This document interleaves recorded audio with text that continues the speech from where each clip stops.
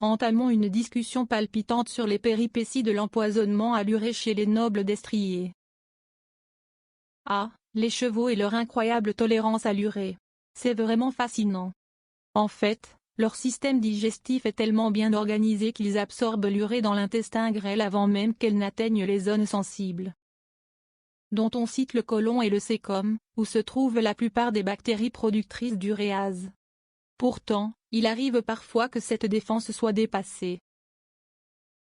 Un poney un peu trop gourmand, qui ingère plus que ce que son intestin grêle peut gérer, peut se retrouver avec une quantité d'urée dépassant la capacité d'absorption de ce dernier. Résultat ? L'urée se retrouve dans le gros côlon et le cæcum, déclenchant toute une série de problèmes, avec même des symptômes neurologiques chez les plus malchanceux. Maintenant, entrons dans les détails. Une étude a observé qu'un poney ayant reçu environ 2,2 mg par kilo d'urée a présenté des signes de toxicité, confirmant ainsi les dangers d'une surcharge en urée. C'est à ce moment-là que l'urée, innocente en soi, se transforme en ammoniac, créant ainsi un véritable cauchemar biochimique. L'urée en elle-même n'est pas vraiment le problème.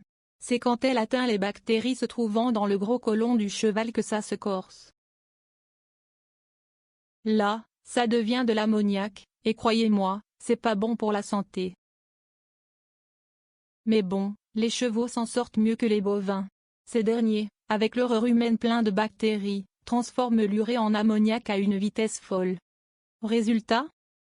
Des signes cliniques à l'appel.